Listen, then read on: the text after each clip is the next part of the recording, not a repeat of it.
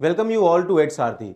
So guys, we were covering political concept and political concept में मैंने अभी तक आपको एक स्टोरी बताई थी कैसे मिडिवल यूरोप में जो प्रॉब्लम हम फेस कर रहे थे उनके हमने सॉल्यूशंस निकाले, फिर इन सॉल्यूशन से कुछ और प्रॉब्लम्स नए मर्ज होके आए, फिर उनके सॉल्यूशन निकाले and all the political concept related to those eras we have covered, है ना, from secularism till federalism, unitary, presidential form, parliamentary form, republic, monarchy, equality, justice, rights, liberty, everything we have covered in this video lecture series.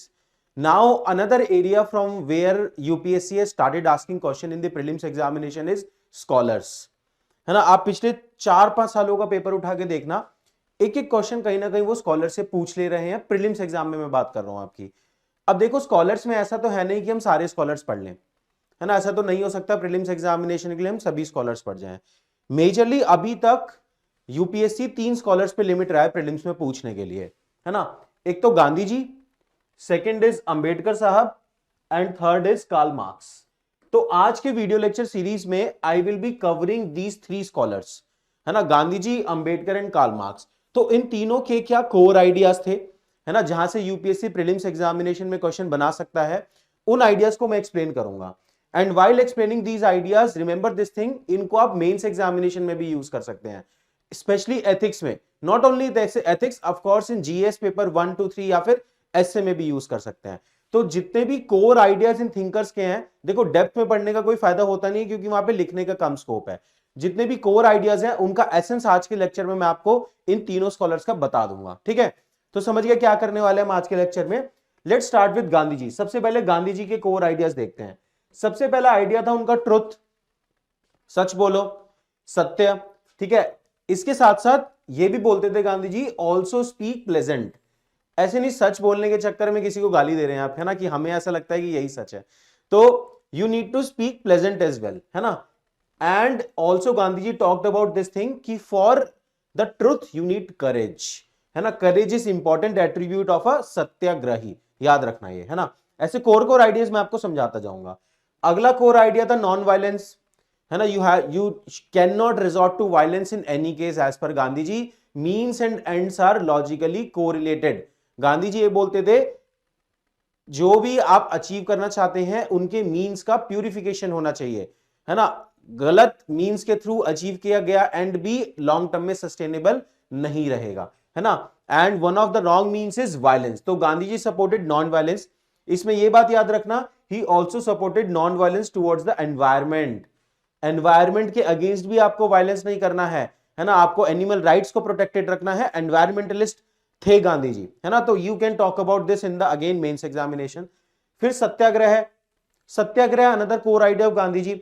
Gandhi ji क्या बोलते थे, आपको कोई भी अगर agenda achieve करना है मास लेवल पे तो you need to do satyagraha. Not just mass level, individual level पे भी हो सकता है वो, बट सत्याग्रह इज सच का रास्ता, है ना। तो गांधी जी बोलते थे कि किसी भी एंड को अचीव करने के लिए आप वायलेंस फॉलो मत करो। अब वायलेंस नहीं करेंगे तो कैसे दूसरे इंसान को हम अपने जो भी हमारे बिलीव्स हैं, ओपिनियंस है, डिमांड्स है, उसको हम रखेंगे थ्रू सत्याग्रह।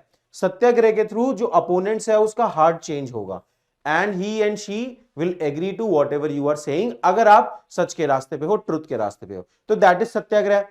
इसके बाद अगला इंपॉर्टेंट कॉन्सेप्ट, यहां तक तो मैं मानता हूं तीनों आपने ऑलरेडी सुने होंगे। ये फोर्थ कॉन्सेप्ट है जो नहीं सुना हुआ था लोगों में। क्या है फोर्थ कॉन्सेप्ट? तो यूपीएससी अगर प्रीलिम्स से पूछेगा तो ठीक ठाक चांस है इसी टाइप की कोई चीज वो पूछते हैं जिसमें जनता को लार्जली क्लैरिटी नहीं है। एक इंपॉर्टेंट कॉन्सेप्ट था गांधी जी का, ब्रेड लेबर। देखो गांधी जी क्या बोलते थे कि जितना भी एक इंडिविजुअल को अपनी लिविंग के लिए चाहिए, एसेंशियल लिविंग के लिए, that an individual should always learn through the physical labour. तो एक basic minimum labour, physical labour हर किसी को करनी चाहिए। That Gandhi ji used to say for variety of reason, for maintaining the equality, for making sure जो फिजिकल वर्क है उनकी डिग्निटी सोसाइटी में मेंटेन रहे, है ना। जैसे आजकल के हम वर्ल्ड में देखते हैं, मान लो कि कोई टेक में काम कर रहा है, उसका अलग स्टेटस है सोसाइटी में। अगर कोई फिजिकल वर्क कर रहा है तो उसका अलग स्टेटस है। लेकिन अगर कोई फिजिकल वर्क कर रहा है तो उसका मतलब ये तो नहीं है कि उसका वर्क नीचे हो जाए, उसको हम रिस्पेक्ट ना दे। तो उस रिस्पेक्ट, उस डिग्निटी को रिस्टोर करने के लिए गांधी जी ने कॉन्सेप्ट दिया ब्रेड लेबर, कि everyone must do some basic physical work to understand its importance. समझ में आया ब्रेड लेबर का कॉन्सेप्ट, ठीक है। उसके बाद doctrine of trusteeship, another beautiful thing. है ना। देखो ट्रस्टीशिप की डॉक्ट्राइन क्या है कि कैपिटलिज्म का क्रिटिसिज्म चल रहा था गांधी जी के टाइम पे। ऑफ कोर्स कार्ल मार्क्स भी उसी के आसपास थे। कार्ल मार्क्स की जो डॉक्ट्राइन थी वो भी उसी के आसपास रशियन रिवॉल्यूशन में डोमिनेट कर रही थी। तो क्या चल रहा था कि कैपिटलिज्म को क्रिटिसाइज किया जा रहा था कि capitalism is leading to inequality and exploitation of the worker. Karl Marx ने उसका क्या सॉल्यूशन दिया? कार्ल मार्क्स ने उसका सॉल्यूशन दिया कि कैपिटलिज्म को हटाओ, कम्युनिज्म लेके आओ एंड सोशल कंट्रोल होना चाहिए सभी मीन्स ऑफ प्रोडक्शन पे। लेकिन गांधी जी ने उसका एक और यूनिक सॉल्यूशन दिया and in my opinion this is the one of the best thing जो गांधी जी ने दी है, जो आज के वर्ल्ड में सस्टेन कर सकती है ना। देखो बहुत सारी चीजें यूटोपियन लगती है, मैं अपना पर्सनल ओपिनियन शेयर कर रहा हूं। यूटोपियन का मीनिंग ये होता है कि ग्राउंड पे उन्हें रियलाइज करना बहुत मुश्किल है। जैसे मान लीजिए हार्ड चेंज ऑफ अपोनेंट, ये कितने केस में हम अचीव कर सकते हैं? It is very difficult thing, but this doctrine of trusteeship बहुत सारे फिलहाल लोग फॉलो भी कर रहे हैं। What is this doctrine of trusteeship? आप इसको कहीं भी यूज कर सकते हो। अगर कैपिटलिज्म, इनइक्वालिटी, इंक्लूसिव ग्रोथ, कहीं भी आपको उसको प्यूरिफाई करना है तो this trusteeship doctrine. Gandhi ji क्या बोलते थे कि मान लो कोई भी कैपिटलिस्ट है, कोई भी ऑर्गेनाइजेशन है, लेट्स से कोई ऑर्गेनाइजेशन है एंड उसमें कुछ कैपिटलिस्ट हैं जो उसके ओनर हैं। They capitalist are acquiring the profit that is a source of exploitation of the worker as per Karl Marx and the socialist thinking. Gandhi ji क्या बोलते थे? वो जो कैपिटलिस्ट हैं they should not consider that wealth as their personal wealth, है ना। They should be trustees, है ना। They should manage that wealth. Organisation वही उसी तरीके से चलती रहेगी, लेकिन जो कैपिटलिस्ट हैं वो कैपिटलिस्ट मत बोलो, उन्हें ट्रस्टीज बोलो। वो जो वेल्थ है जो उस कंपनी ने क्रिएट की, उस ऑर्गेनाइजेशन ने क्रिएट की, वो लोगों की वेल्थ है। उस वेल्थ को जो ट्रस्टीज हैं वो मैनेज कर रहे हैं सो दैट वो वेल्थ सोसाइटी के ग्रेटर गुड के लिए यूटिलाइज की जा सके, है ना। फॉर एग्जांपल आज के वर्ल्ड में अगर आपको परफेक्ट एग्जांपल चाहिए, टाटा एंटरप्राइज, रतन टाटा, है ना। दे आर डूइंग, जो भी वो वेल्थ अपने क्रिएट करते हैं अपनी ऑर्गेनाइजेशन से, है ना, उसका एक significant portion they are utilising for the social good of the India, है ना। That is the perfect example of doctrine of trusteeship. समझ में आया? तो people with wealth are not its owner, rather they are the trustees. They should use this wealth for the welfare of all. So we don't need abolition of private property. तो जैसा कि Karl Marx बोलता था कि private property को तो abolish करना पड़ेगा, गांधी जी बोलते थे प्राइवेट प्रॉपर्टी को एबॉलिश करने की जरूरत नहीं है। वो जो भी वेल्थ के ओनर्स हैं they will act as its trustees and उस वेल्थ को वो सोशल गुड के लिए अचीव करेंगे, है ना। मान लो सीएसआर का कॉन्सेप्ट, सोशल रिस्पॉन्सिबिलिटी, तो वो भी डॉक्ट्राइन ऑफ ट्रस्टीशिप पे ही बेस्ड है। समझ में आ रहा है? That is a very important concept. समझ में आया? आगे बढ़ते हैं। मेटीरियलिज्म वर्सेस स्पिरिचुअलिज्म, अगला पॉइंट गांधी जी में, गांधी जी के थॉट्स में। गांधी जी क्या बोलते थे? वी ऑल नो कि spiritualism must be given more importance, Gandhi ji ये बोलते थे। एंड कार्ल मार्क्स क्या बोलता था? मेटीरियलिज्म, डायलेक्टिकल मेटीरियलिज्म, है ना। तो हमेशा कंट्रास्ट है इन दोनों स्कॉलर्स के बीच में। विवेकानंदा, बोथ आर इंपॉर्टेंट, है ना। विवेकानंद क्या बोलते थे? Materialism and spiritualism both are important. तो गांधी जी क्या बोल रहे हैं? Ultimately it is spiritualism. Karl Marx क्या बोल रहे हैं? अल्टीमेटली इट इज मेटीरियलिज्म, है ना। और विवेकानंदा क्या बोल रहे हैं? We have to take best of east and west, है ना, याद होगा आपको। तो बोथ आर इंपॉर्टेंट। तो अगला कॉन्सेप्ट क्या है? Service to the people. What is spiritualism? Gandhi ji के अकॉर्डिंग से सर्विस टू द पीपल, है ना। आप एडमिनिस्ट्रेशन में इस चीज को यूज कर सकते हैं, जीएस4 एथिक्स में। Service to the people is the core value for an individual to make sure he और शी रियलाइजेस द गॉड, है ना। आपको अगर भगवान, लेट्स से कि जो स्पिरिचुअलिज्म एंड रिलीजन में बोला जाता है realisation of God, God is the ultimate objective of all the spiritual and religious practices, तो वो आप कैसे अचीव कर सकते हैं? Service to the people. That was the view of Gandhi ji. समझ में आया? एक और छोटा सा यहां पे पॉइंट है जो आपने बचपन में शायद अपनी एनसीईआरटी में भी पढ़ा हो, गांधी जी तालिस्मान, है ना। गांधी जी ने एक तालिस्मान दिया था कि आप कभी भी अगर लाइफ में एथिकल डायलेमा में फंसे हैं कि आप क्या करें क्या ना करें, तो किस तरीके से उस एथिकल डायलेमा को सॉल्व करेंगे। तो गांधी जी बोलते थे कि हमेशा जब भी आप कभी एथिकल डायलेमा में फंसे हो कि डिसीजन नंबर 1 लिया जाए या डिसीजन नंबर 2 लिया जाए, किस ऑप्शन को आप एक्सरसाइज करो, तो हमेशा think of the poorest of the poor person जो आपने लाइफ में देखा हो। उस poorest of the poor person का चेहरा याद कीजिए एंड ये सोचिए इनमें से कौन सा डिसीजन उसकी लाइफ थोड़ी सी सुधार सकता है, वही डिसीजन लो, है ना। That was the idea given by Gandhi ji, है ना। तो इसको आप यूज कर सकते हो अगेन, है ना। देखो प्रीलिम्स एग्जाम में भी में तो आ ही सकता है कि हु सेड दिस, इस टाइप का आ सकता है ना कि हु सेड दिस, तो गांधी जी ने ये बोला। मेंस में, एथिक्स में केस स्टडी में आप इसे यूज कर सकते हो, है ना। मान लो कहीं भी एथिकल डायलेमा में फंसे हो जहां पे लॉ और एथिक्स कॉन्फ्लिक्ट में आता है ना। मान लो फॉर एग्जांपल हम कहते हैं कि आप कहीं पे आईएएस ऑफिसर हैं and food security law administer करवा रहे हैं, है ना। और उस केस स्टडी में ये दिया जाता है कि एक पुअर पर्सन आपके पास आता है जिसने 4 या 8 दिन से 10 दिन से कुछ खाया नहीं है ना, और ही इज वेरी एंग्री। वो आपके पास आता है, कहता है मुझे फूड सिक्योरिटी बेनिफिट चाहिए। अब लॉ में ये लिखा है, कानून में ये लिखा है कि फूड सिक्योरिटी बेनिफिट उसी को दोगे जिसके पास आधार कार्ड होगा, है ना। अब आपने उससे आधार कार्ड मांगा और आधार कार्ड उसके पास था नहीं, उसने कहा मैं जानता भी नहीं हूं आधार कार्ड क्या होता है। तो आप क्या करोगे, क्योंकि उसके पास आधार कार्ड नहीं है इसलिए उसे बेनिफिट नहीं दोगे।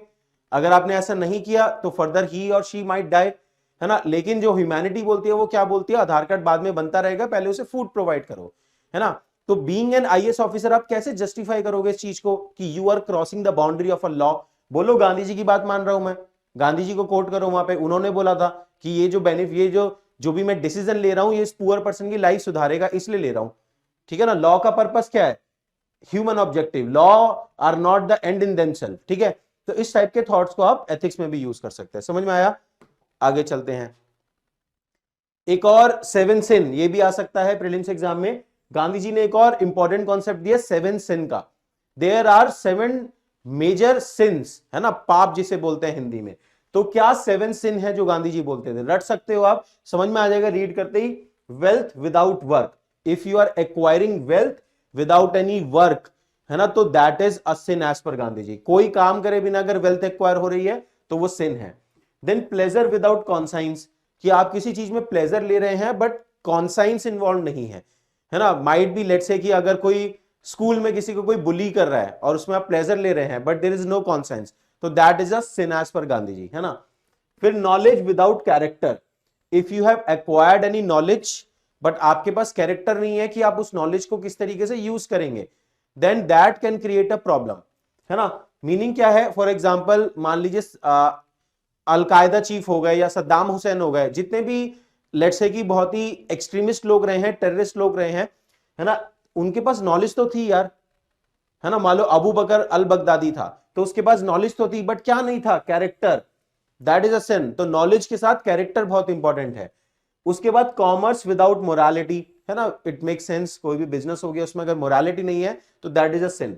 फिर साइंस विदाउट ह्यूमैनिटी, मतलब आप साइंस की प्रोग्रेस कर रहे हैं लेकिन वो साइंस क्या ह्यूमैनिटी को सर्व कर रही है, you always need to think about this, है ना। मान लो कि कहीं पे आप ये लिखते हो कि आपने आईपीआर को आप जस्टिफाइड करते हो, इंटेलेक्चुअल प्रॉपर्टी राइट, इसका एग्जांपल लेते हैं। अब इंटेलेक्चुअल प्रॉपर्टी राइट में हम ये बोलते हैं कि क्योंकि हमने वो साइंटिफिक इनोवेशन किया तो we need incentive for that. लेकिन अगर वो साइंटिफिक इनोवेशन लोगों तक ही नहीं पहुंच रहा है तो क्या करोगे आप उस इंसेंटिव का। तो science without humanity is a sin. फिर रिलीजन विदाउट सेक्रीफाइस, है ना, ये इंडिया को इस टाइम पे सीखने की जरूरत है सबसे ज्यादा, है ना, कि अगर हम रिलीजन रिलीजन धर्म धर्म गा रहे हैं एंड उस धर्म में अगर कोई सेक्रीफाइस नहीं है तो वो एक सिन है ना। क्योंकि ultimately religion is personal affair.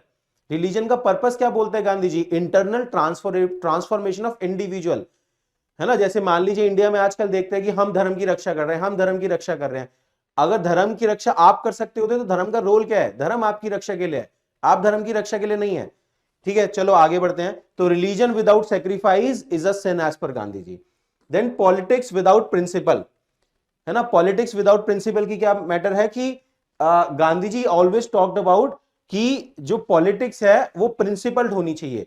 It is Gandhi ji version of secularism समझ लो, या फिर आप ये समझ लो कि इंडियन मॉडल ऑफ सेक्युलरिज्म, है ना, कि पॉलिटिक्स में मोरल तो होने चाहिए, एथिक्स तो होने चाहिए। तो that was the Gandhi ji demand. देखो इसका ना लिंक एक और बताता हूं मैं आपको, इंपॉर्टेंट है ये। Gandhi ji criticise western model of secularism. Gandhi ji ने क्या बोला, वेस्टर्न मॉडल ऑफ सेक्युलरिज्म क्या बोलता है कि पॉलिटिक्स एंड रिलीजन दो अलग अलग स्फेयर होने चाहिए कंप्लीटली। गांधी जी ने ये बोला, ये जो आपने किया है ना, पॉलिटिक्स को बिल्कुल रिलीजन से अलग कर दिया, इसीलिए पॉलिटिक्स के अंदर अनएथिकल एलिमेंट आ रहे हैं। तो गांधी जी ने ये वेस्टर्न मॉडल ऑफ सेक्युलरिज्म को क्रिटिसाइज किया, है ना। गांधी जी ने ये बोला भैया सेक्युलरिज्म का मीनिंग ये नहीं है कि कंप्लीटली पॉलिटिक्स एंड रिलीजन बिल्कुल आप अलग कर दो, है ना। Whenever he use the word religion, but जब गांधी जी कोई रिलीजन वर्ड यूज करते थे, what he means is morality. Gandhi ji बोलते थे रिलीजन इज एसेंशियली मोरालिटी। तो गांधी जी सेज कि पॉलिटिक्स एंड रिलीजन को कंप्लीट सेपरेट मत करो, है ना। Politics must be guided by morality of the religion, है ना। तो that is why politics without principle, principle कहां से आ रहा है, रिलीजन से, मोरालिटी वहां से आ रही है, ठीक है। That is a sin as per Gandhi ji. ये बात समझ में आई। तो दीज आर द 7 सिन, याद कर लो। Wealth without work, pleasure without conscience, knowledge without character, commerce without morality, science without humanity, religion without sacrifice, politics without principle, है ना। तो कहीं भी यूज हो सकते हैं ये, एंड प्रीलिम्स एग्जामिनेशन में तो आ ही सकते हैं। Another important thought of Gandhi ji, देखो हमने जब पहले 2-3 लेक्चर करे उसमें वी टॉक्ड अबाउट कि स्टेट का क्या रोल है, कैपिटल एस वाला जो स्टेट होता है ना, जिसके हमने 4 कंपोनेंट पढ़े थे, government, territory, population and sovereignty, आपको याद होगा। तो स्टेट के बारे में हमने 2-3 डिफरेंट टाइप के व्यूज पढ़े। एक आपको याद होगा जब हम अर्ली लिबरल फेज पढ़ रहे थे, क्लासिकल लिबरल फेज, तब हमने बोला था state is a necessary evil. एक तो ये ओपिनियन था कि स्टेट नेसेसरी है बट इविल है, क्लासिकल लिबरल ये बोल रहे थे। क्या बोल रहे थे वो, नेसेसरी क्यों है, because law and order maintain करने के लिए स्टेट चाहिए, एंड जो कॉन्ट्रैक्ट हो रहे हैं दो इंडिविजुअल के बीच में सोसाइटी में, उसको एनफोर्स कराने के लिए स्टेट चाहिए। दैट वाई दे से की नेसेसरी। बट इविल क्यों बोल रहे थे ये लोग, इविल ये इसलिए बोल रहे थे बिकॉज इनके हिसाब से state curbs individual liberty, and ये तो क्लासिकल लिबरल थे, कोई भी लिबर्टी अगर कर्ब होगी तो ये तो उसको क्रिटिसाइज करेंगे। तो that is why as per them state is a necessary evil. Classical liberal like John Rawl ये ओपिनियन होल्ड करते थे। सेकंड ओपिनियन क्या था स्टेट के नेचर के बारे में, state is a positive good. क्या बोलते थे ये, पॉजिटिव लिबरल इस व्यू को सपोर्ट करते थे। ये कहते थे कि स्टेट एक पॉजिटिव गुड है because state create the condition for the fuller development of one's personality. आपको याद होगा ये बोलते थे state hinders the hindrances in the path of liberty. ये स्टेटमेंट मैंने आपको पहले भी बताया था। तो as per them state is a positive good, ठीक है। कौन थे इसमें, Amartya Sen, majorly present time में आप इन्हें कोट कर सकते हैं, ठीक है। इसके अलावा एक और ओपिनियन है जो कि Gandhi ji and Karl marks साथ में देते थे, ये देखते हैं। State is an instrument of violence, ये गांधी जी का ओपिनियन है। State is an instrument of violence, essential evil, है ना। मतलब Gandhi ji and Karl marks दोनों के अकॉर्डिंग स्टेट की रिक्वायरमेंट ही नहीं है। जो पहले दो व्यू थे वो दोनों कहते थे कि स्टेट की रिक्वायरमेंट है। क्लासिकल लिबरल बोलते थे स्टेट नेसेसरी है, इविल है तो क्या हो गया, लेकिन नेसेसरी है, रखना पड़ेगा फिर भी, है ना। ऐसे ही स्टेट इज पॉजिटिव गुड, वो पॉजिटिव लिबरल बोल रहे थे। गांधी जी और कार्ल मार्क्स क्या बोलते हैं, स्टेट की जरूरत ही नहीं है। दे both supported stateless and classless society. याद रखना ये, कहीं पे डिफरेंस है गांधी जी और कार्ल मार्क्स में और कहीं पे सिमिलैरिटी है। तो this is the point where they both are similar, they both supported stateless and classless society, है ना। मींस दोनों के अलग अलग थे, उसके बारे में बात करेंगे। तो गांधी जी के हिसाब से state is an instrument of violence, इसलिए स्टेट की रिक्वायरमेंट ही नहीं है ना। इससे रिलेटेड क्या की टर्म आ सकता है, एनार्किस्ट। अब आपने बहुत बार सुना होगा एनार्किस्ट, एनार्की का मीनिंग क्या होता है, तो ये देखते हैं। देखो जो लेमन मीनिंग है, कई बार जिस सेंस में पॉलिटिशियन भी यूज कर सकते हैं, है ना, आपने भी कई जगह यूज किया होगा एनार्की। हम लोग सोचते हैं एनार्की का मतलब है लॉलेसनेस, कि सब तबाही चल रही है, एनार्की फैल गई है। This is not the theoretical meaning of anarchist. पहले ये बात जरूर आप डिफरेंशिएट कर लो, इस कॉन्सेप्ट को बहुत अच्छे से समझो। मैं आपको थ्योरेटिकल कॉन्सेप्ट पढ़ा रहा हूं यहां, लेमन लैंग्वेज नहीं, है ना। तो एनार्किस्ट का क्या मीनिंग है, it doesn't mean lawlessness, lawlessness meaning नहीं है। Gandhi ji and Karl Marx both were anarchist. Theoretical बात बोल रहा हूं, अगर स्टेटमेंट में आ जाए कि गांधी जी एनार्किस्ट थे या नहीं तो टिक करके आना yes he was anarchist. Theory के हिसाब से टिक करके आओगे ना, क्योंकि हमारी वो मिसअंडरस्टैंडिंग है। That is why I am emphasising on this point. Anarchist doesn't mean lawlessness, anarchist only means rejection of authority. Anarchist बस अथॉरिटी को रिजेक्ट करते हैं, है ना, दैट इज द पॉइंट। तो Gandhi ji and Karl Marx both were anarchist. आगे देखते हैं कैसे दोनों एनार्किस्ट थे। Both consider state as essential evil. Gandhi ji thinks it is an instrument of violence. क्यों गांधी जी के हिसाब से एसेंशियल इविल क्यों होता है स्टेट, इंस्ट्रूमेंट ऑफ वायलेंस। कभी ब्रिटिश गवर्नमेंट यूज कर रही है, कभी कोई और गवर्नमेंट यूज कर रही है, कभी इंपीरियलिज्म चल रहा है, कॉलोनियलिज्म चल रहा है। तो ultimately everybody is utilising state as an instrument of violence, that is why he criticise state. Then Marx think it is an instrument of exploitation in the hands of capitalist. Karl Marx क्या बोलते थे, Karl Marx ये बोलते थे state apparatus को जो capitalist हैं they are utilising the state apparatus to further their capitalist interest. For example आज भी ये बात बोली जाती है सूट बूट वाली सरकार, है ना, कि जो present government, not I am not talking about India, in general I am talking about कि जहां भी गवर्नमेंट है उसे अपोजिशन क्रिटिसाइज करेगी कि they are favouring the capitalist. तो यही बात कार्ल मार्क्स बोलता था कि ये सच है ना। तो marks think it is an instrument of exploitation in the hands of capitalist. That's why both supported stateless and classless society, है ना। गांधी जी का क्या आइडिया था, राम राज्य ऑफ गांधी जी। तो जो राम राज्य था गांधी जी का, उसमें कोई स्टेट नहीं होगा, उसमें कोई क्लास नहीं होगी, बात याद रखना ये, है ना। ऐसे कार्ल मार्क्स का क्या था, गांधी जी का राम राज्य था, तो कार्ल मार्क्स का क्या था, कम्युनिज्म। आगे बताऊंगा मैं आपको, बट आपको कंपैरेटिव मोड में बताता जा रहा हूं ताकि रिटेंटिविटी बेटर हो, है ना। जैसे गांधी जी का राम राज्य, ऐसी कार्ल मार्क्स का कम्युनिज्म, है ना। अब एक और कॉन्सेप्ट देखते हैं, another important concept of Gandhi ji, है ना, सर्वोदय।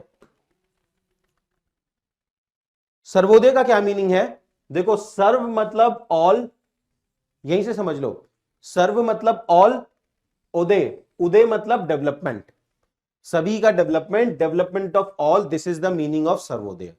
अब डेवलपमेंट का क्या मीनिंग है, material as well as spiritual development. तो this is the unique point about Gandhi ji. Gandhi ji बोलते थे खाली मेटीरियली डेवलप करके कुछ नहीं होगा, तो we need to focus on material and spiritual development both.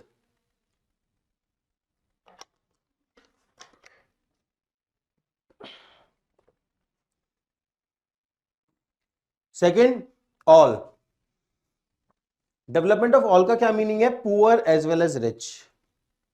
Gandhi ji ये बोलते थे पुअर को मेटीरियली एंड स्पिरिचुअली दोनों तरीके से हमें डेवलप करना पड़ेगा। रिच चलो मेटीरियली डेवलप हो गया, लेकिन स्पिरिचुअल तरीके से तो डेवलप नहीं हुआ। तो that is Y Gandhi ji का जो सर्वोदय का आइडिया था वो ऑल इंक्लूसिव था, है ना, कि development material as well as spiritual and all, मतलब पुअर एंड रिच ऑल। समझ में आया, सिंपलिस्टिक एक्सप्लेनेशन है सर्वोदय का। इंक्लूसिव ग्रोथ में सर्वोदय को कोट कर सकते हो आप, है ना, आप लिखने वाले बनो, इसी तरीके से आइडिया यूज होते हैं। अगला आता है इशू ऑफ कास्ट डिस्क्रिमिनेशन, ये देखते हैं। कास्ट डिस्क्रिमिनेशन का इशू पूरे इंडिया में था during the time of Gandhi ji, and Gandhi ji tried his best to eliminate the caste discrimination. During that caste discrimination debate कि उसको किस तरीके से सोसाइटी से एलिमिनेट करना है, इंडियन सोसाइटी से, he came in conflict with doctor B R Ambedkar, है ना। तो इस पूरे डिस्कशन में कहां पे गांधी जी एंड अंबेडकर सिमिलर थे एंड कहां पे मेजर डिफरेंस लाइज करता था गांधी जी एंड अंबेडकर पे, that is the part we are going to focus upon. वो प्रीलिम्स और मेंस एग्जामिनेशन में यूपीएससी पूछ सकता है, there is a good chance, ठीक है, क्योंकि तीन ही स्कॉलर फोकस करते आए हैं यूपीएससी में, देखता हूं प्रीलिम्स में, Karl Marx, Gandhi ji and Ambedkar. तो कास्ट डिस्क्रिमिनेशन के बारे में क्या डिबेट थी between Gandhi ji and Ambedkar, that I am going to tell you. देखो गांधी जी क्या बोलते थे, varna system is good. Terminologies पे ध्यान देना, तभी प्रीलिम्स एग्जाम में क्वेश्चन सही हो पाएगा। वर्ना सिस्टम इज गुड, जो इंडियन सोसाइटी का डिवीजन था चार वर्णास में, है ना, ब्राह्मण, वैश्य, क्षत्रिय एंड शूद्रा, ये चार डिवीजन में इंडियन सोसाइटी का जो डिवीजन है, it is good as per, sorry, as per Gandhi जी। क्यों गुड है, क्या जस्टिफिकेशन देते थे गांधी जी।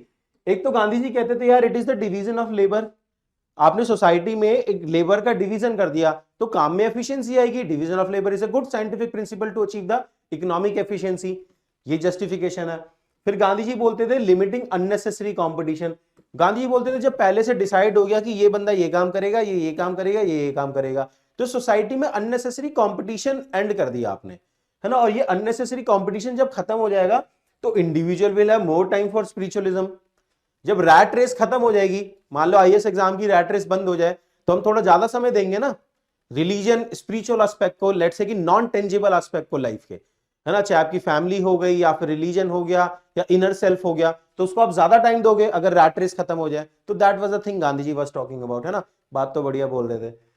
उसके बाद वर्ण आश्रम धर्म, फिर गांधी जी ये बोलते थे कि हर वर्ण का अपना अपना एक धर्म है ना, ब्राह्मण का अपना एक काम है ना, वैश्य का अपना एक काम है, क्षत्रिय का अपना एक काम है, शूद्र का अपना एक काम है, उसको बोलते हैं वर्ण आश्रम धर्म।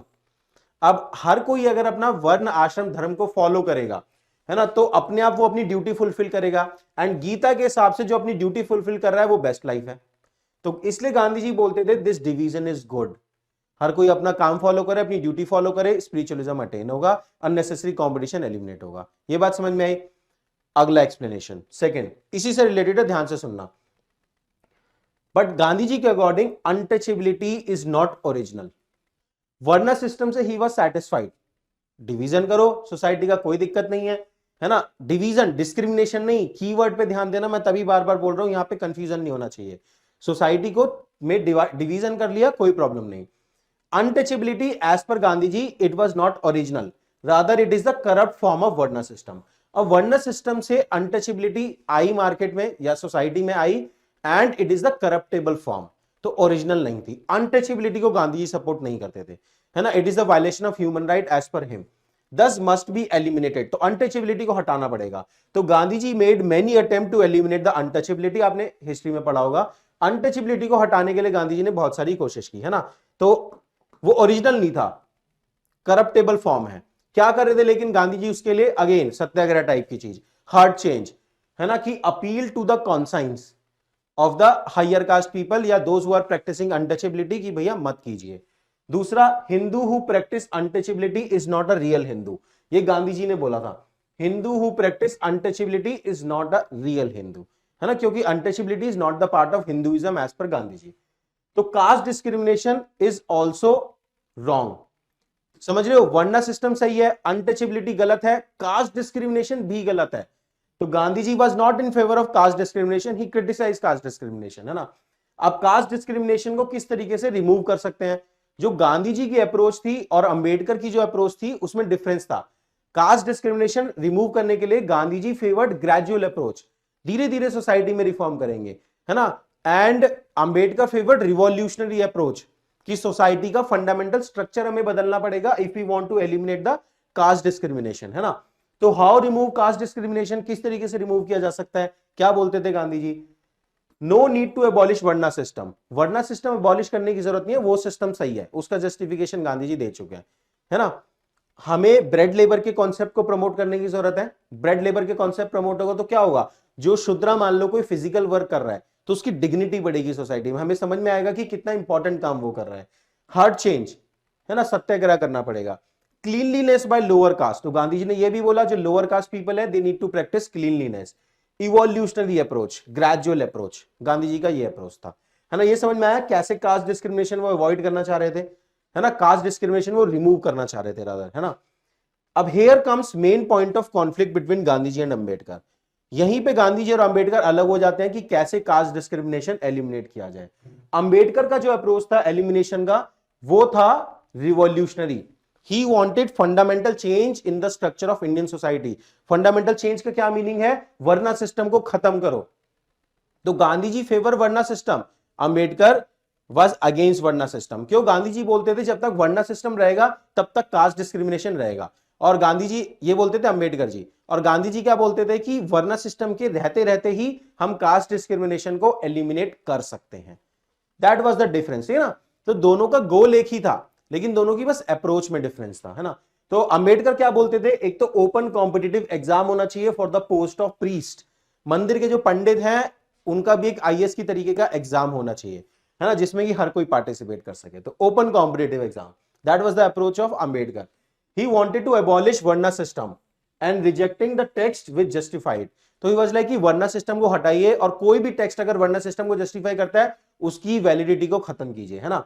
तो अंबेडकर का रिप्लाई क्या था, गांधी जी ने जो जस्टिफिकेशन दिए थे ना, ऐसे ना गांधी जी ने वर्ना सिस्टम को जस्टिफाई किया था, आपको याद होगा कि it is division of labour, eliminating unnecessary competition, more time for spiritualism. इसका जवाब दिया अंबेडकर साहब ने कि आपके आर्ग्यूमेंट को मैं लॉजिकली क्रिटिसाइज करूंगा। इन्होंने बोला it is unscientific division of labour. जो डिवीजन ऑफ लेबर है वो टैलेंट के बेसिस पे होनी चाहिए, स्किल के बेसिस पे होनी चाहिए, है ना। आप अनसाइंटिफिक डिवीजन ऑफ लेबर कर रहे हो, है ना। मान लो कि लेट्स से कि आज कोई क्रिकेटर का जो बेटा या बेटी, सन या डॉटर, वो कुछ और करना चाहे, और क्या पता उसका उसी जगह टैलेंट लाई करता हो, बट आप उसे क्रिकेट ही खिलाए जा रहे हो, है ना। तो how we can make sure कि वो साइंटिफिक डिवीजन ऑफ लेबर है, वो एफिशिएंसी थोड़ी लेके आएगा, वो इनएफिशिएंसी लेके आएगा। तो ये बोला अंबेडकर साहब ने। He said competition bring productivity. वो कह रहा है कि आप कंपटीशन एलिमिनेट नहीं कर सकते, आप कंपटीशन लेके आओगे तो प्रोडक्टिविटी आएगी उससे। तो this was the reply of Ambedkar to Gandhi ji. He promoted intercaste dining and marriage, another solution, है ना, another solution to end the caste discrimination by the Ambedkar sahab, कि इंटरकास्ट मैरिज करो, इंटरकास्ट डाइनिंग करो further he asked lower caste people to use the reservation, reservation को use करो and education and employment लो, उससे आपका सोसाइटी में स्टेटस बढ़ेगा और डिस्क्रिमिनेशन कम होगा। His approach was revolutionary. Revolutionary क्यों है ये समझ में आया ना, because he was talking about eliminating the varna system. समझ में आया? आगे बढ़ते हैं, और भी कुछ एलिमेंट देखते हैं। देखो ये तो caste system, untouchability and discrimination से रिलेटेड हो गया। और भी कुछ एलिमेंट है अंबेडकर साहब के जो प्रीलिम्स एग्जाम में पूछे जा सकते हैं, है ना। एक तो एज पर अंबेडकर साहब अनटचेबिलिटी कहां से आया, क्योंकि गांधी जी ने क्या बोला था, untouchability was not the part of original system, है ना। पर गांधी जी के हिसाब से अंबेडकर के हिसाब से अनटचेबिलिटी कहां से आया, original member of the Hindu community who started eating non veg. तो अंबेडकर साहब ये बोलते थे कि there were some members of the Hindu community who started eating non veg, है ना। एंड उनको जो रिमेनिंग हिंदू कम्युनिटी थी उन्होंने अनटचेबल बोल दिया। इसको और अच्छे समझाऊं मैं आपको क्या बोला गांधी जी ने, ये बुद्धिज्म में भी एक्सप्लेन किया हुआ है, बताता हूं मैं आपको क्या हुआ उस टाइम पे, जो अंबेडकर साहब ने भी लिखा हुआ है ना। मैं कोई वेरीफाई नहीं कर रहा कि सच है झूठ है, बट जो मैंने पढ़ा हुआ है वो मैं बता रहा हूं, जो बुक्स में लिखा है कि जो हिंदू सोसाइटी थी, हिंदू सोसाइटी, मैं लेके जा रहा हूं आपको एंशिएंट टाइम में। एंशिएंट टाइम में जो हिंदू सोसाइटी थी उसमें नॉन वेजिटेरियनिज्म चलता था, नॉन वेजिटेरियनिज्म चलता था। ये जितना आज वेजिटेरियनिज्म होता है ना, ये पुराना थॉट नहीं है, बताऊंगा मैं आपको कहां से आया वेजिटेरियनिज्म। तो हिंदू सोसाइटी में नॉन वेजिटेरियनिज्म चलता था, है ना। एनिमल सेक्रीफाइस वगैरह आपको एंशिएंट टाइम पे मिलेगा। अब हुआ क्या कि कुछ जो शूद्रास थे, शूद्रास चौथा varna, they were feeling isolated within the Hindu society, है ना। दे वर लाइक ये जो वर्णा सिस्टम है, हम जो शूद्रास हैं हमें आपने डिस्क्रिमिनेट कर रहे हो आप हमारे अगेंस्ट, है ना। अब क्या हुआ, उस टाइम पे दो रिलीजन इमर्ज हो रहे थे, जैनिज्म एंड बुद्धिज्म। ऐसा बोला जाता है कि Jainism and Buddhism were counter religion to Hinduism, है ना। कि जो भी ये आप देखेंगे भी, अगर आप फिलोसफी ऑफ स्कूल पढ़ेंगे तो लॉट ऑफ थिंग्स जैनिज्म और बुद्धिज्म ने जो अपने फिलोसफिकल स्कूल ऑफ थॉट में भी डाली, चाहे भगवान महावीर हो या गौतम बुद्ध हो, है ना, they were in contradiction to Hinduism, Hindu philosophy, है ना। फिलोसफिकल कॉन्ट्राडिक्शन तो आ गई, लेकिन फिलोसफिकल कॉन्ट्राडिक्शन मास लेवल पे किसी रिलीजन को ग्राउंड पे नहीं लेके जा सकती। लोगों को फिलोसफी से मतलब नहीं है, रिलीजन एक प्रैक्टिकल फॉर्म सोसाइटी में मास लेवल पे जाता है।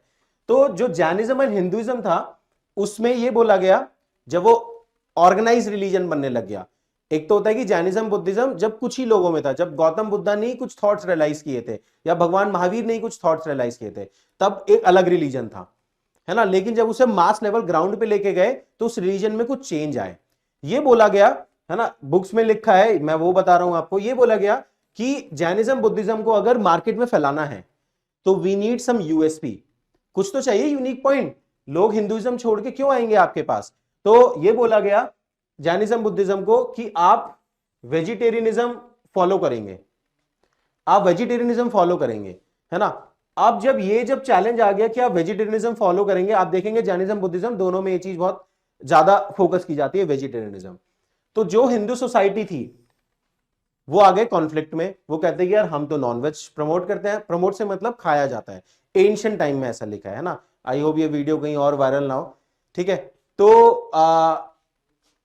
अब ये बोला गया कि एंशिएंट टाइम में नॉन वेजिटेरियनिज्म खाया जाता है। जब एंशिएंट टाइम में नॉन वेजिटेरियनिज्म खाया जाता है तो हिंदू सोसाइटी ने ये बोला, जब जैनिज्म एंड बुद्धिज्म का चैलेंज आया कि हमें भी अपने आप को रिफॉर्म करना पड़ेगा, तो हिंदुइज्म ऑल्सो अडॉप्टेड वेजिटेरियनिज्म।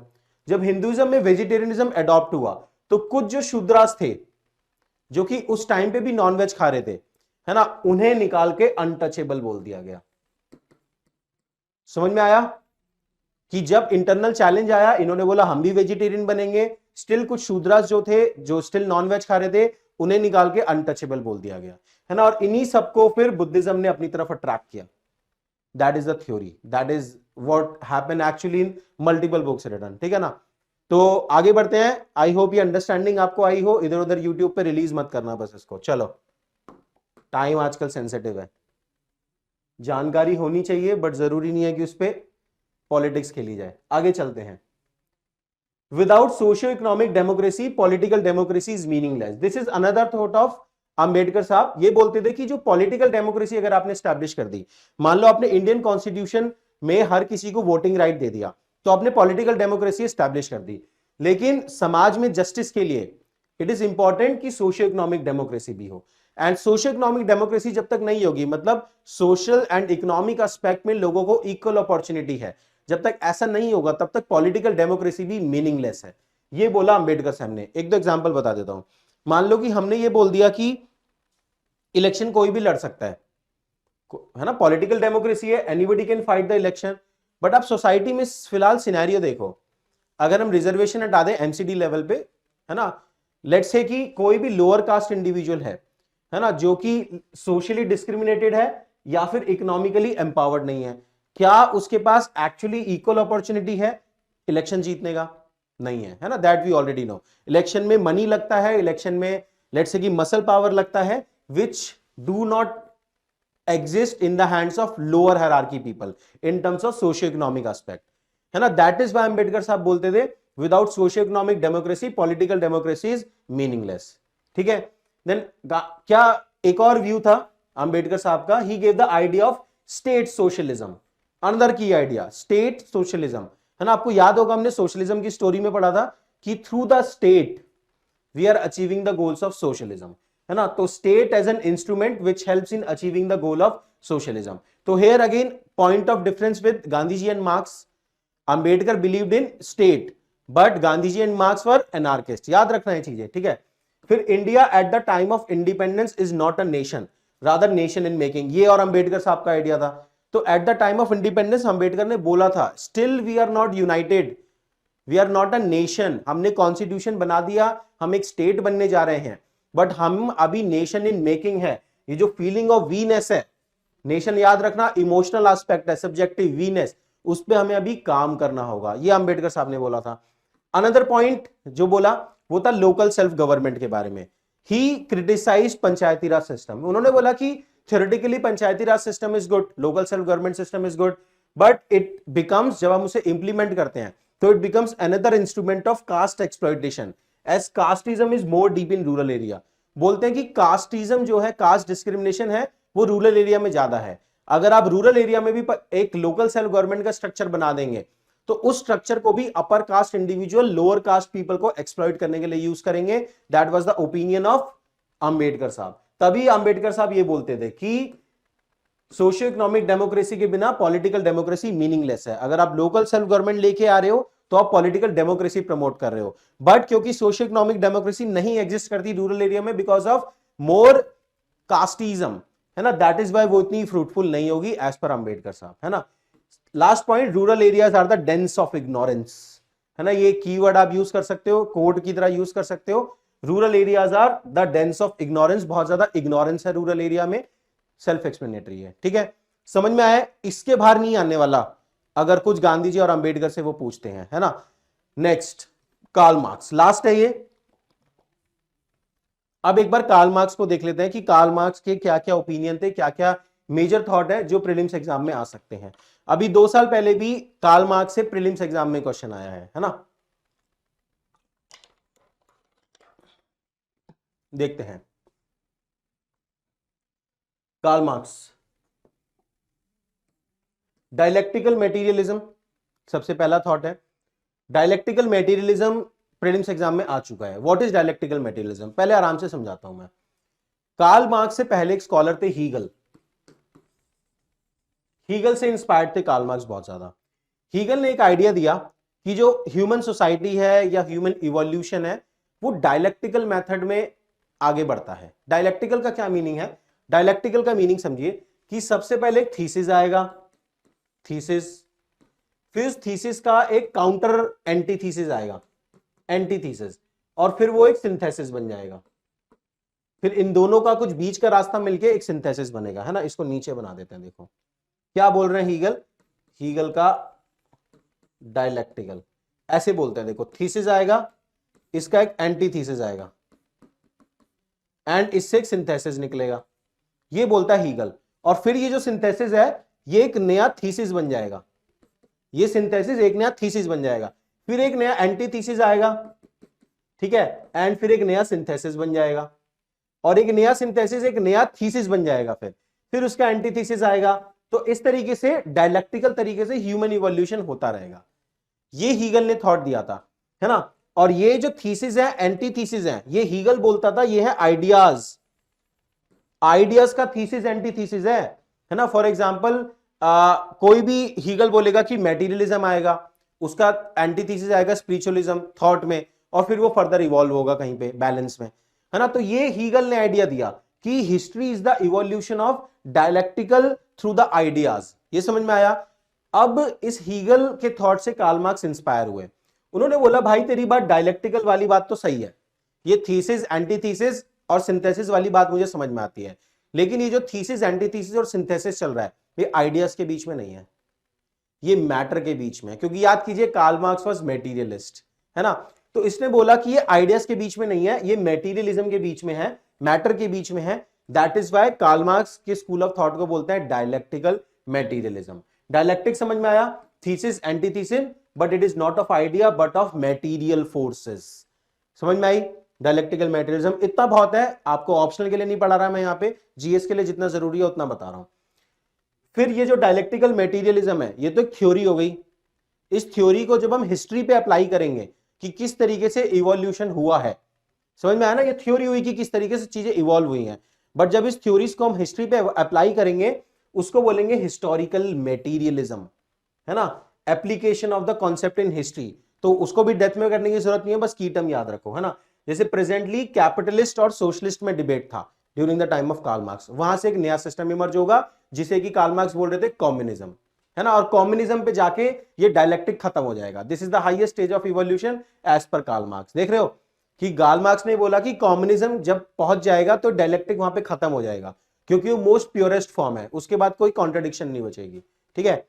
एक और यहां पे कॉन्सेप्ट दिया कार्ल मार्क्स ने, क्लास कॉन्सेप्ट। कार्ल मार्क्स ने और गांधी जी ने सेम चीज बोली कि जब तक क्लास एग्जिस्ट करती है, क्लास मतलब रिच पुअर बॉर्जुआ प्रोलेटेरिएट, जब तक ये क्लासेस एग्जिस्ट करती हैं तब तक क्लास में स्ट्रगल बनी रहेगी, क्लास में स्ट्रगल कभी खत्म नहीं होगी। That is why they both said कि क्लास को एबॉलिश करो, है ना। That is why they both supported classless society. ये बात समझ में आई। Class struggle is inevitable if class concept exist, जब तक एग्जिस्ट करेगा तब तक कॉन्फ्लिक्ट इनएविटेबल है। That's why suggested classless society, है ना। इसलिए वो क्लासलेस सोसाइटी सजेस्ट कर रहे थे। अब जरा सोच के देखना, एक सोचने का पॉइंट दे रहा हूं आपको इंटरेस्टिंग। अगर गांधी जी ये मानते थे, है ना, अगर गांधी जी ये मानते थे कि जब तक क्लास रहेगी तब तक क्लास डिस्क्रिमिनेशन रहेगा, है ना। That is Y Gandhi ji ये बोल रहे हैं कि क्लासलेस सोसाइटी हमें अचीव करनी है। सेम कॉन्सेप्ट गांधी जी ने कास्ट वाले सिस्टम पे क्यों नहीं लगाया? गांधी जी ने सेम कॉन्सेप्ट कास्ट वाले सिस्टम पे क्यों नहीं लगाया? यही तो अंबेडकर साहब बोल रहे थे कि जब तक वर्ना सिस्टम रहेगा तब तक डिस्क्रिमिनेशन रहेगा ही रहेगा। वहां पे गांधी जी ने अलग अप्रोच लगाई, यहां पे अलग अप्रोच लगाई। सोचना जरा क्यों, ठीक है। चलो आगे बढ़ते हैं। नेक्स्ट इकोनॉमिक डिटर्मिनिज्म, है ना। एक और इंपॉर्टेंट कॉन्सेप्ट जो कार्ल मार्क्स ने दिया वो है इकोनॉमिक डिटर्मिनिज्म। इकोनॉमिक डिटर्मिनिज्म का क्या मीनिंग है? अल्टीमेटली लाइफ में इकोनॉमिक्स फोर्सेस हर चीज डिटरमाइन कर रहे हैं। सिंपल मीनिंग याद रखो तभी चीजें रिटेन हो पाती हैं। अल्टीमेटली लाइफ में, इंडिविजुअल की सोशल लाइफ में, हर जगह इकोनॉमिक फोर्सेस ही बाकी चीजों को गाइड कर रहे हैं, है ना। Economic forces are the base of everything. अगर जो चीज इकोनॉमिक्स कंट्रोल रखेगा, है ना, वो हर स्फीयर को कंट्रोल रखेगा, चाहे पॉलिटिकल हो, सोशल हो, आर्ट एंड कल्चर हो, कुछ भी हो। They are the part of super structure only. Base क्या है? इकोनॉमिक्स। जो इकोनॉमिक्स को कंट्रोल रखेगा बाकी चीजें अपने आप कंट्रोल में रहेंगी, है ना। Those who control economics forces will control all other. That's why suggested abolition of private property. तभी बोला कार्ल मार्क्स ने कि प्राइवेट प्रॉपर्टी को एबॉलिश करो, है ना, क्योंकि जब तक ये इकोनॉमिक कंट्रोल रहेगा, है ना, इकोनॉमिक फोर्सेस रहेंगे, इकोनॉमिक कंट्रोल रहेगा, तब तक बाकी स्फीयर कंट्रोल्ड रहेंगे। तभी वो बोल रहा है कि प्राइवेट प्रॉपर्टी को एबॉलिश करके ये कॉन्सेप्ट ही खत्म कर दो। तो रिवॉल्यूशनरी है अपनी अप्रोच में कार्ल मार्क्स भी। एक और कॉन्सेप्ट समझ में आता जा रहा होगा, आई एम अज्यूमिंग। एक दो बार शायद वीडियो आपको देखना पड़े, है ना, क्योंकि शायद ये कॉन्सेप्ट आपने पहले कभी सुने ना हो। Another concept is concept of surplus value. ये कॉन्सेप्ट ऑफ सरप्लस वैल्यू क्या है? देखो कार्ल मार्क्स से ये पूछा गया, यार कैपिटलिस्ट किस तरीके से एक्सप्लॉइट कर रहा है वर्कर को, हमें ना सिंपलिस्टिक तरीके से समझा दे। कार्ल मार्क्स से ये पूछा गया कि कैपिटलिस्ट, तुमने बोला वर्कर को एक्सप्लॉइट कर रहे हैं, हमें तो ये दिख रहा है कि कैपिटलिस्ट वर्कर को जॉब प्रोवाइड कर रहे हैं, उनको एम्प्लॉयमेंट मिल रही है, उनको फूड मिल रहा है ना, सोशल सस्टेनेबिलिटी मिल रही है। तो कार्ल मार्क्स से क्वेश्चन पूछा गया कि बेसिक तरीके से बता कैपिटलिस्ट कैसे एक्सप्लॉइट कर रहे हैं। कार्ल मार्क्स ने बोला मैं देता हूं कॉन्सेप्ट ऑफ सरप्लस वैल्यू, है ना, कि सरप्लस वैल्यू के through capitalist are exploiting, this is the basis of exploitation. Surplus value का क्या मीनिंग है, सोच के देखो क्या कह रहा है वो। एक फैक्ट्री है, एक फैक्ट्री में 10 लोग काम कर रहे हैं, है ना, there are 10 people working in a factory. हर इंडिविजुअल लेट से 10 रुपीज का कोई भी स्टफ, कोई भी मटेरियल जो मार्केट में 10 रुपीज का सेल हो सकता है, वो वैल्यू प्रोड्यूस कर रहा है एक इंडिविजुअल वर्कर। तो 10 लोगों ने 10 किया, 10 हो गया 100 रुपीज की वैल्यू क्रिएट हुई उस सोसाइटी में, है ना, उस फैक्ट्री में, सॉरी। अब फाइनली वो 100 रुपीज का मार्केट में सेल हो गया। वो जो कैपिटलिस्ट था, जिसे मैं मैनेजर बोल देता हूं, है ना, उस मैनेजर का क्या रोल है? कार्ल मार्क्स ने ये बोला वो मैनेजर कौन सी वैल्यू ऐड कर रहा है? अल्टीमेटली ये जो 100 रुपीज का मार्केट में वो सेल कर रहा है, लेबर को वो दे रहा है 10 रुपए टोटल, और 90 रुपीज वो खुद अपनी जेब में रख रहा है। तो वो जो गैप है, ये है सरप्लस वैल्यू। ये जो सरप्लस वैल्यू जो कैपिटलिस्ट है, जो मैनेजर है, वो वर्कर की निकाल के खुद अपनी जेब में रख रहा है। This is the basis of exploitation. Obviously इसका क्रिटिसिज्म आएगा कि मैनेजर का भी तो अपना रोल है, वो रिस्क एपेटाइट है उसका, वो सारी चीजें ऑर्गेनाइज कर रहा है, बट उसका कितना एक्सटेंट होना चाहिए? कुछ तो एक्सटेंट होना चाहिए ना, कि कितना गैप रखेगा वो। वहीं से लेबर राइट्स इमर्ज हुए थे, है ना। तो अच्छी चीज पॉइंट आउट की, है ना। मेरे को लगता है कि कार्ल मार्क्स चाहे सक्सेसफुल हुए हो ना हुए हो, बट जितना इंपैक्ट कार्ल मार्क्स का हमारी आज की लाइफ में है, शायद ही किसी थिंकर का हो, ठीक है। तो कॉन्सेप्ट ऑफ सरप्लस वैल्यू, तो बेसिस ऑफ एक्सप्लॉइटेशन है value extracted by capitalist, accumulated as a profit, use it for further exploitation. वो जो कैपिटल वो एक्यूमुलेट कर रहा है ना, फर्दर वो उसकी नेगोशिएटिंग कैपेसिटी और ज्यादा बढ़ाता जा रहा है, उसको फर्दर यूज कर रहा है एक्सप्लॉइटेशन के लिए, है ना। तो very good thing pointed by him. That is why ये जो गैप है, ये जो मिनिमम वेज का कॉन्सेप्ट है और ये सारी चीजें यहीं से निकल के आई हैं, ठीक है ना। Next, view on state. State को लेके कार्ल मार्क्स क्या बोलते थे? स्टेटलेस सोसाइटी, है ना। State is an instrument in the hand of capitalist to exploit the worker, that is why he supported stateless society. कोई स्टेट नहीं होना चाहिए। फाइनल आता है कम्युनिज्म। कम्युनिज्म का क्या मीनिंग था? जो फाइनल राम राज्य बोला था गांधी जी ने जो राम राज्य बोला था, कार्ल मार्क्स ने क्या बोला? कम्युनिज्म। अब समझते कम्युनिज्म क्या है। कार्ल मार्क्स ये बोलता था जो प्रेजेंट कंडीशन थी कैपिटलिस्ट सोसाइटी में, वी नीड अ रिवॉल्यूशन, हमें रिवॉल्यूशन चाहिए, बिना रिवॉल्यूशन के कम्युनिज्म नहीं आएगा। Violence is unavoidable as per Karl Marx, है ना। कॉन्ट्रास्ट विद गांधी जी, ये बात समझ में आती है। गांधी जी बोलते थे वायलेंस के थ्रू अगर कुछ अचीव भी करोगे तो कुछ बनने वाली नहीं है आपकी बात, है ना। 2 क्लासेस, कैपिटलिस्ट जिसे वो बॉर्जुआ भी बोलता था कार्ल मार्क्स, एंड लेबर जिसे वो प्रोलेटेरिएट बोलते थे। ये 2 क्लासेस कॉन्फ्लिक्ट में है। तो कार्ल मार्क्स से बोलता था जो लेबर क्लास है, जो प्रोलेटेरिएट है, they will do the revolution, जो रशिया में हुआ था, है ना, लेनिन ने किया था। वो रिवॉल्यूशन करेंगे एंड रिवॉल्यूशन के बाद एस्टैब्लिश होगा डिक्टेटरशिप ऑफ प्रोलेटेरिएट। जो प्रोलेटेरिएट है, जो लेबर है, वो अपनी डिक्टेटरशिप एस्टैब्लिश करेंगे। This is one step in this revolution, है ना। एंड फाइनली क्या होगा? उनकी डिक्टेटरशिप खत्म हो जाएगी एंड स्टेट अपने आप विदर अवे हो जाएगा। That was the Karl Marx का ओपिनियन, जो नहीं हुआ यूएसएसआर में। यूएसएसआर में यही होके रह गया बस, डिक्टेटरशिप ऑफ प्रोलेटेरिएट के नाम पे डिक्टेटरशिप ऑफ कम्युनिस्ट पार्टी आ गई, है ना। Then final stage at least theoretically was communism.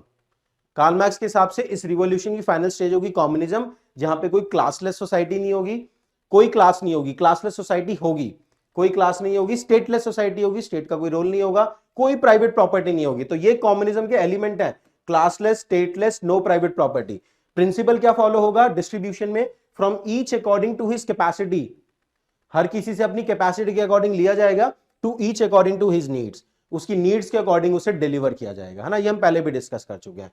तो this is what communism means as per the Karl Marx. समझ में आया? लास्ट है आई थिंक ये, हाँ, एक और रिलेटेड कॉन्सेप्ट कार्ल मार्क्स ने दिया था, concept of alienation. Karl Marx ये बोलता था कि कैपिटलिस्ट सोसाइटी में इंडिविजुअल दुखी है, क्यों है? Because of its alienation. Individual का एलियनेशन हो चुका है, दैट इज व्हाई ही और शी इज नॉट सेटिस्फाइड। 3 चीजों से वो एलियनेशन बोलता है। एक तो सोसाइटी से एलियनेशन हो चुका है because there is too much competition. इतना ज्यादा कंपटीशन है कैपिटलिस्ट सोसाइटी में कि हर कोई दूसरे इंडिविजुअल को अपना एनिमी ही समझता है, कॉम्पिटिटर ही समझता है ना। Then from his own production, जो वो कोई चीज प्रोड्यूस करते हो, आप लाइफ में कुछ बनाने जाओगे, उसे बना के आपको बहुत सेटिस्फेक्शन मिलता है ना। तो कैपिटलिस्ट सिस्टम में क्या है, उसे पता ही नहीं है वो क्या बना रहा है। मान लो कि एक बड़ा कार बननी है, लेट्स से कार बननी है ना, और एक वर्कर है उसमें वो लेट्स से टायर पे कुछ काम कर रहा है, तो एंड एंड में जो वो प्रोड्यूस कर रहा है उससे तो उसका कोई कनेक्शन ही नहीं है। तो जो एलियनेशन है उसकी खुद की प्रोडक्शन से, उसकी वजह से वो डिससेटिस्फाइड है। थर्ड, फ्रॉम हिमसेल्फ, वो अपने आप से भी एलियनेट हो चुका है, क्योंकि वो 9 to 5 वो काम कर रहा है जिसमें उसे इंटरेस्ट ही नहीं है ना, तो अपने आप से भी वो एलियनेट हो चुका है। That is why alienation is deep rooted in capitalism.